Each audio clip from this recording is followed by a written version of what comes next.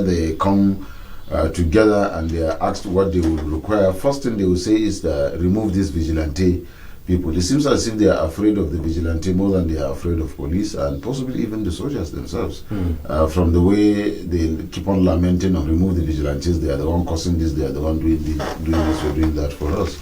And that is number one. Number two, on the issue of the automatic pump action, yes, you can buy those for them, but then you also need to monitor, evaluate, and regulate how they make use of those things, because there could be some overzealous ones that will want to use it outside the box, and that is going to be very dangerous also for the security of the state. The other state governors can adopt the same measure, but with a proper and more organized way of monitoring and evaluating these guys. There should be a proper command and control sector, or kind of to make sure that what they do, they are doing within the context of the law. That is number one. Number two, they also don't get outside the box, like I said earlier, in making use of these things. And then if you look at it also at the center on the federal government level. First, when we look at such reactions, for some this could be statements out of either frustrations because the governors do not have control of the police or the army. Looking at this move and issues of nobody is licensed to hold guns, and for some, talking about issues of pump actions compared to the sophisticated weapons these bandits are said to be using. Do you see this as a match? But first, looking at issues of license to carry guns for protection. Thank you very much. That was why I said under a proper coordination and supervision, because you cannot just go and buy automatic pump actions and begin to give to people just because they are members of Vigilante. There's law of the land. I also said it earlier, doing the right thing, considering what the law says and how it should be operated. So you don't just go and buy and give. That was why I was bringing to bear that you needed to have a proper command and control. You needed to have a proper monitoring and evaluation. You needed to have a proper coordination of the people that will be handling these things and how they should handle them. That is to say, first you even need to train them on how to handle these things. Even if they assume they know how to use them, you need to give them proper weapon training. This weapon training will tell them when to use a weapon, when not to use it, how to use it, why you are using it, and things like that. They need to know what the law says about usage of such weapons and things like that. And by extension, since you are giving them as a group, then the group have to be licensed itself to be able to carry those kind of weapons that can be used for such operations. And then also the federal government must have to come into things like this, because by extension, if you do that, getting automatic pop actions almost be like you are having a structure, an organized structure that you are empowering with automatic weapons to go and fight. That same structure can, like I said, some of them can be overzealous and then go outside the box and make use of that in, for their own personal use, or even if they are using it as an organization, they will go against the rule of the law and then infringing on the fundamental human rights of Nigerians, and that actually is not going to be right. So, then when we look at these implications, when we take, for example, the regional structure or security outfits, take such like the Amotekun, almost on a daily basis, clashes with police and a lot of issues. This is a structure also to complement efforts of the police to protect the people in this region, also in some states. Looking at the implications, if such is allowed to happen, and for these states, a lot of lamentations, sitting, making arrangements with the federal government, but it seems that has not really yielded a positive result. Honestly, I don't know why the federal government is not listening to people's advice, because if the federal government will listen to people's advice, a lot of Nigerians have advice. I personally have also advised. I have also listened to so many Nigerians advise the federal government on how best to tackle this very Amotekun thing, original security outfit, or even a state security outfit arranged by the state government, the likes of Vigilante and what have you. Why can't the government do the needful? We have advised here, and I'm still going to make that advice available here and now, that first, just like in any other part of the world, You have what you call the Rapid Intervention Squad or Rapid Response Squad, or if in other words you can call them the National Guard. In every country you have such kind of security outfit. Their responsibility is they are well trained to tackle internal security challenges, banditry, whatever you can think of that is internally challenging the security of the country, where police cannot do it. Then you bring in those rapid intervention squad. You can call them National Guard. They are there in America. You have them all over the world. They are there on standby, waiting for anything that is internal. These guys are well trained. They can they can tackle whatever kind of security within the country. Even fire, they can fight fire when there is a fire outbreak and things like that. They rescue people. So they are trained in all aspects. They are trained in soldering. They are trained in policing. They are trained in firefighting. They are trained in intelligence. They are trained in everything that you can think of. That is why they call them, in most cases, National Guard. IBB tried to create that National Guard. It didn't see the light of the day. That was how it went. But this government is having more security challenge than any other government in the history of Nigeria, apart from during the Nigerian Civil War. So this is the government that needed to bring on board that National Guard. It's simple. You recruit able-bodied Nigerians and then give them the necessary training for that rapid intervention or rapid response squad, or you can call it anything, like I said, or the National Guard as it's popularly known.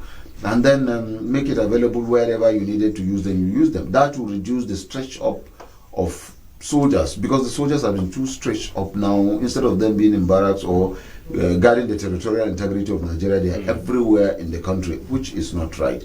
The same thing, the mobile police that was created during Shehu Shagari's regime, that was supposed to also handle internal security. They were part of the Metasine arrangement. Even those ones are also there. They are not really doing anything right now as I speak to you.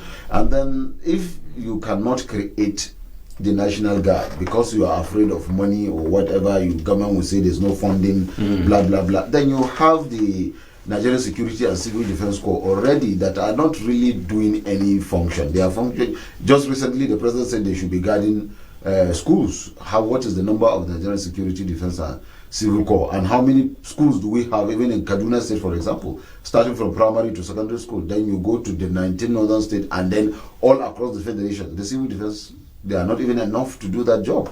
So you can if you cannot create that National Guard because you are complaining of money or whatever it is, then you can transform the Civil Defense Corps into National Guard. Give them, from the training they received as this thing, then you give them the proper training. Those that can withstand it, fine. The ones that cannot withstand it, you can relegate them to maybe send them to the schools and become security guard at the school. But the able-bodied ones, you can give them that training and then recruit some more and add them up and transform those ones that are able-bodied into National Guard. Already they are on federal government payroll. It's just transiting them from one sector to another sector and providing them with the necessary training, and they will now be more equipped to handle the situation. I think there's nothing wrong if the government will do that, and it will really help the security challenges. But you keep on calling, you keep on advising the government. They are not willing to listen. They are not implementing the advice, and you are not advising them out of your selfish interest. One is looking at the country, looking at the security situation before making available such advices or ideas. And a lot of Nigerians have suggested 101 ways that the government should have assembled all these ideas, put together, look at these ideas critically, make use the ones that they think is useful, and then drop the ones that they think is not useful. It is not going to be a loss. It will be in the best interest of the country. Let's look at some measures or moves by the government in fighting insecurity. The recent ban on mining activities in Zamfara State, as well as the no-fly zone announced by or directed by President Muhammadu Buhari. Since then, this caused reactions, particularly between the state's governor and the presidency. For you, looking at such move, argument or reasons behind such announcement by the presidency, and also argument by governor of Zamfara State? Well, you see, there's a very serious security challenge in Zamfara, just like any other Nigerian knew that it is there. And then it is only natural for the president to look at the possible ways to which to block any possible loophole that is creating the security challenge. In the past, we heard of a lot of insinuations, a lot of rumor was flying everywhere that gold mine area is really creating a lot of problem. In fact, a lot of suggestions said that the banditry issue started from that very gold mining arrangement. Different camps, different groups fighting each other because of the gold. There's that very strong rumor that flew everywhere within the northern Nigeria and some part of Nigeria. And then if that is the case, and possibly before a government will take a decision, they must have seen or heard something tangible. And Zamfara State Governor came up to say that Nigerians would be surprised if he was going to mention the people involved in this kidnapping and what have you, and banditry.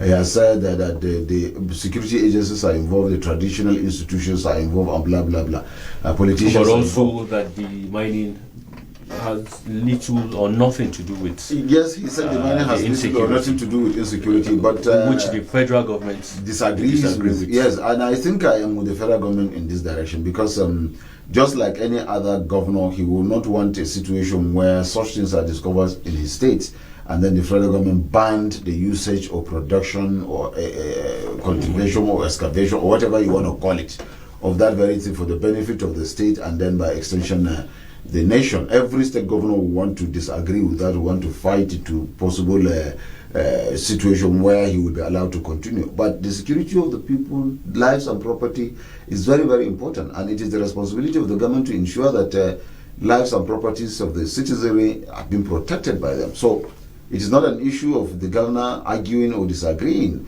The federal government is superior as far as governance in Nigeria is concerned. Yes, there are constitutional jurisdiction of the state governor and that of the federal government, but that of the federal government supersede that of the state government, most especially when it has to do with security. That is why the Constitution provides for a state of emergency in a state. A president can declare a state of emergency in any state, and then the governor ceases to function as a governor. So if the president didn't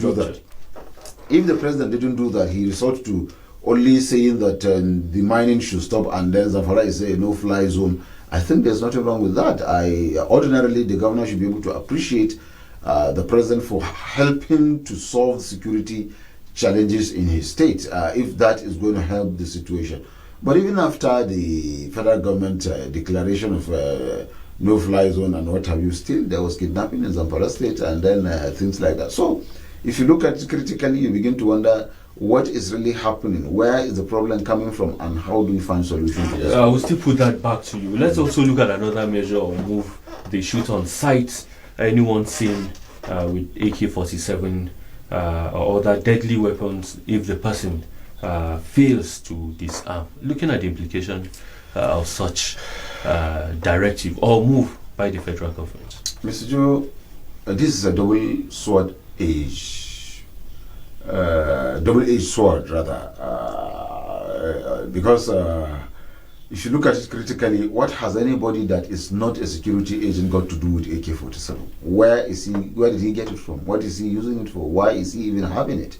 So I think if you ask me, and I will tell you my honest opinion, I think the government have done well in the area of saying whoever is found with AK-47, if he refuses to be disarmed, he should be shot on sight. I think that will help in reducing these people carrying this AK-47. I have served the armed forces for over 20 years. I don't have an AK-47. I don't even know where to go and get one as I speak to you right now. So where are these guys getting AK-47 from? You see, that's a very big question. And what are they using it for? That is another very big question. So I think the directive by the president, I think it is properly, I align myself with that directive, and I think Nigeria should be able to appreciate that the president didn't do that because he wants people killed. He did that because he's trying to protect lives and property of innocent citizens of this country. Because we are over 210 million Nigerians, and the number of people carrying illegally this AK-47 is less than 1% of Nigerians. So why should they, less than 1%, be terrorizing a whole nation, or if you like, a whole region? Because we're talking about northern region now. So I think it's in order. Only the implication is There could be trigger-happy security personnel that would not even want to go for the disarmament and wait for the resistance of person carrying that arm before shooting on sight. That is the most dangerous aspect of it, that or the implication of that instruction. But outside those possible overzealous security agencies that are trigger happy, that want to fire at 100 kilometer if the rifle effectiveness can be that far, on sighting somebody carrying AK-47, they will want to do it even before or without trying to find out if the person is ready to be disarmed or hand over this sophisticated weapon. So this is, I think, the only implication to that directives. Otherwise, I repeat, if you are not a security agent, what business have you with AK-47? Why are you having it? Why are you carrying it? Where did you even get it from? And what is the motive of carrying that thing? I think I will not want to fault that instruction. I think it will help in securing the country.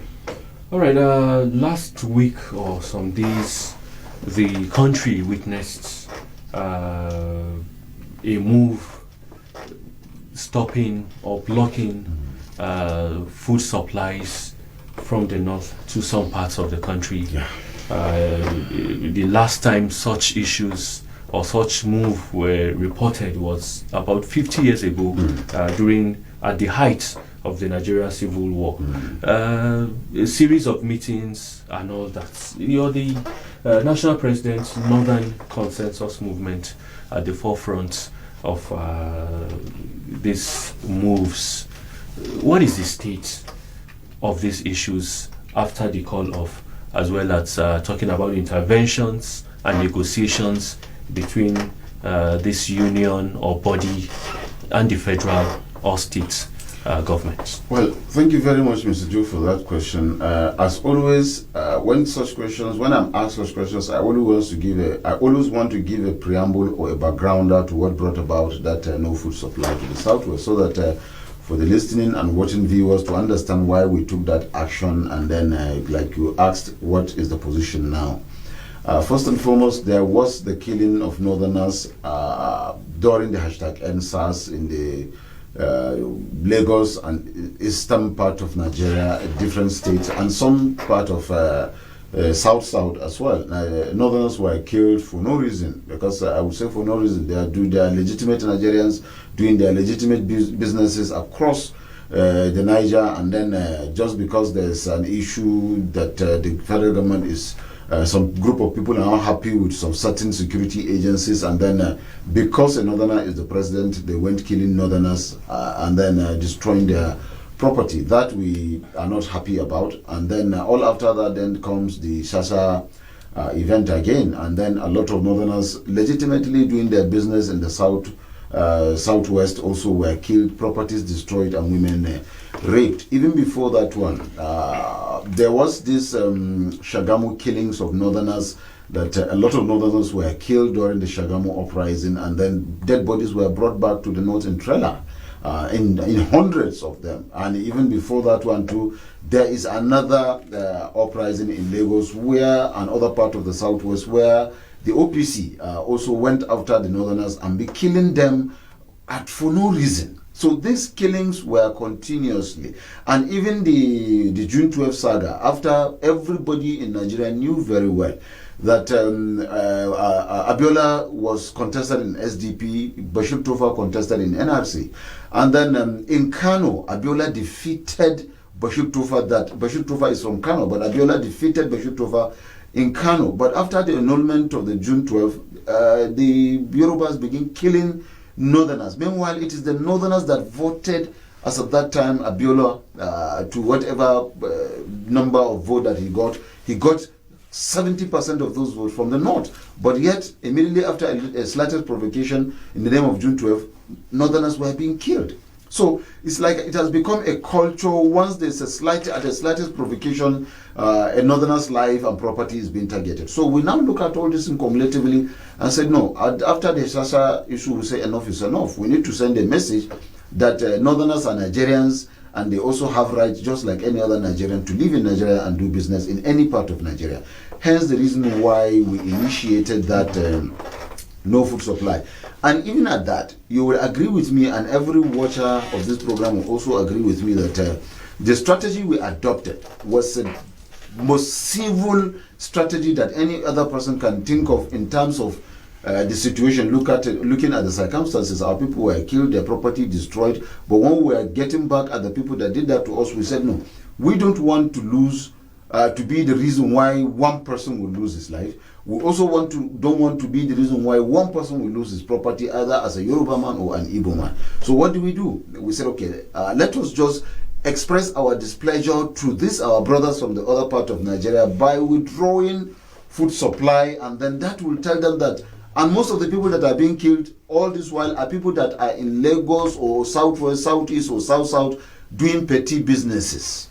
They are, because that is the only reason why they are going there, to do little petty businesses so that to earn a living. And the same people you are killing. So for that reason, these people are doing petty businesses, are importing, exporting foodstuffs and what have you.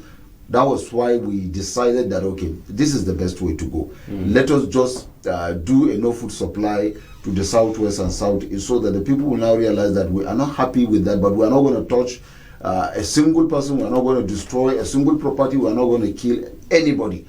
So the reason for that. And then the groups that come up. Before you come to the states, there were some other groups and unions from the north, because it was an issue across the country, widely reported as the North taking a stand because of some of these issues you have raised, and have stopped supplies to other parts of the country. And some of these groups are saying they never mandated either the Northern Consensus Movement or sat with the amalgamated unions or traders to take such move on behalf of the North, and felt like it was a kind of they were sold out and all that, taking such decisions on behalf of the North when some unions were not involved. What would be your response? Well, my response will be that while other unions were taking their own decisions on other issues that has happened in the past, Northern Consensus Movement never accused or went against any decision that is right, that will bring back the glory and respect of Northerners. We never went against any group, any union, or any organization that did anything that will bring back the good name and glory of Northerners. We would rather support them because we feel it is in the best interest of the region. That's number one. Number two, they never mandated us. We never said anybody mandated us. We we gave ourselves the mandate because we are Northerners, we are Nigerians, we have the right to express our feelings under our own organization. So we don't need any mandate from any group, and neither did any group need any mandate from us before they carry out any responsibility. And in any case, we feel what we did is a success. So any group can go ahead and say they did not mandate us, or we didn't act on their behalf. What is important is 95% of Northerners accepted what we did, appreciated what we did, supported our cause, and are continuing praying for us on a daily basis. As I speak to you, it becomes an issue for me to pick my phone because I receive not less than 300-400 calls on a daily basis, and of all these calls, not a single one will call and say, why did you people do this? Rather, they will say, we appreciate you, we thank you, they pray for us. So I don't think a minority group or some 1, 2, 3 groups that have not done the needful in terms of the protection of life and property, integrity of North and Northerners will come up and go against what we are doing. When you talk about commending the movement or the union, an umbrella body in the North, the Area Consultative Forum, said, of course, the move, it's clear and on course, but felt the decision was harsh, talking about issues of cutting the supplies at this time when the country is going through such situations. Like, the union went far by taking such harsh or hard decision. Mr. Joe and Nigerians watching, which one is harder? Killing human being and destroying his property, or saying that we are not supplying food to you people that are killing our people and destroying our property. Which one is harder and which one is easier? And then, in any case, what did the ACF did when these things were happening? What action did they really take? Is it just to come and give a press statement and go back and relax? Will that solve the problem? Has that solved the problem? Have they not been given press statement? What has the press statement really yielded? Nothing. Nothing. Absolutely nothing. So I think they shouldn't be talking. They should rather keep quiet. Otherwise, they will be embarrassing themselves, because it is expected that the ACF is an umbrella body of Northerners. It is expected that if anybody touches Northerner, they should act swiftly. How long did it take ACF to even make the statement that they made? It was after on the third day of our protest. And for how long has this killing been going on? And what did the ACF do? And in any case, we've written to that ACF, notifying the same ACF of what is going on and of our intention. Did the ACF call us? Our phone numbers were there, our office address was there. I personally delivered that letter to ACF. Personally, the acknowledgement is here. So, did the ACF call those numbers on that contact? Who is there in ACF that don't know me? I'm a member of the NEC of the ACF, but I don't have to wait for ACF to act, because I know that they will not. So, I am there because I belong to an organization and I'm a leader of an organization, and ACF is supposed to be an umbrella of all northern organizations. So by right, every group is supposed to be represented in ACF. It is not that some group of northerners will group themselves. Some of them don't even belong to any organization. They are brought there because they are northerners, or maybe because they are elders in the north. That is not the essence of ACF. The ACF is supposed to be an umbrella body of all organizations in the north. So ACF is supposed to get the number of all organizations that are northern based, get the leadership of all the organizations that are northern based, and bring them under ACF. For anytime there is a meeting of ACF, the leadership of these various organizations should be part and parcel of that Before meeting. We throw the but ACF is not doing that. So ACF the state complain. or updates from this action. Well, so far so good. I think, like I said, we have achieved success. And quickly, an update. I needed to make this clear because of this issue that you brought about ACF, and then saying that it's in order, but we didn't do, or maybe it was too harsh or whatever. I repeat, Nigerians, most especially of the northern extraction, appreciated what we did. They are happy with what we did, and they are thanking us and praying for us for what we did. I think ACF should take a leap from what we did, so that next time it will act swiftly. Don't allow us to act. Let them act. That is what Afenifere is doing. That is what Ohanes and Ndibo are doing. Not the one that ACF are doing, just giving press statement and not giving a definitive action. That is one. Number two, the number of organizations that are involved, just like you said, the union, one union said that we did not represent their interest, or we are not speaking their mind, or we didn't talk for them. They were not talking for new unions or organizations. We were talking for northerners and northern interests, so we don't need them. And the Northern Consensus Movement, my organization, was the one that initiated this very thing. Out of what I've just explained what happened and why we took that action. We invited all the organizations, and what we tried to do was to check every organization that have one member or the other, or one property or the other, that was involved in either the killing or destruction. We try to invite all the leadership of those organizations, and NURTW, what have you, Kekena, Pep, Okada riders, tomato seller, pepper seller, cow sellers, small bus owners, drivers, blah, blah, blah, blah, all these organizations. We tried to check on what was destroyed, and we invited the leadership of those organizations variously, and then we will be holding a meeting, and then before we arrive at a decision to do what we did, and we did. And so far so good. Like, because I was going to the updates and issues of what transpired. Yes, so far so good. So far so good. Like every northerner and Nigerian, so the president appointed Governor Habel of Kogi State to come and mediate between us and then if you like, the Southwest and the federal government, because since our protest is against the South, but then also demanding for compensation from federal government. So he intervened as a federal government representative at that meeting. The meeting took place for about 2 nights and a day, trying to find a solution to the problem. Eventually, it was agreed that we are going to suspend the strike for 1 month, but we have our demands, within which If the demands are reached within 1 month, then the no food supply is off. But if after 1 month our demand is not reached, then we are coming back indefinitely, and this time around with food force. The other time we were the ones stopping the road. That was where we had issue with the military.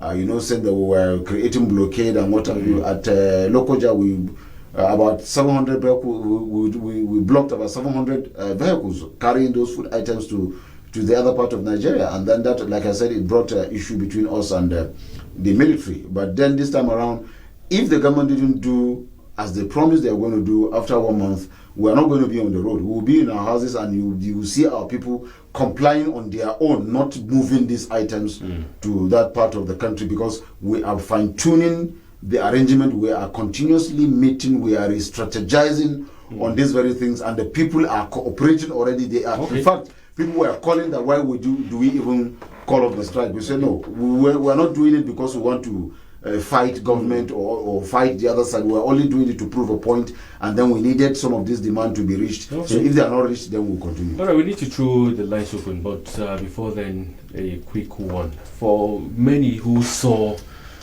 pictures going viral, as well as some reports, had this concern and asked a lot of questions over the former Minister of Aviation, Fani Kayode's intervention in the negotiations, what he represents, because before then there was a statement also where he said if such issues continue, there's also oil money from the south that will not be allowed to flow, as well as these products. So what was he representing, or his role during the intervention? Yes, I have been asked that question severally, from the lowest person to the highest person. I can tell you that the number of calls I receive asking me that question, and the responses I gave you so overwhelming, and from very senior citizens from northern Nigeria. Some are so very unhappy with his presence at that meeting. Okay. But I try to explain that first and foremost, for those that have been following me on my Twitter handle and my Facebook, you see that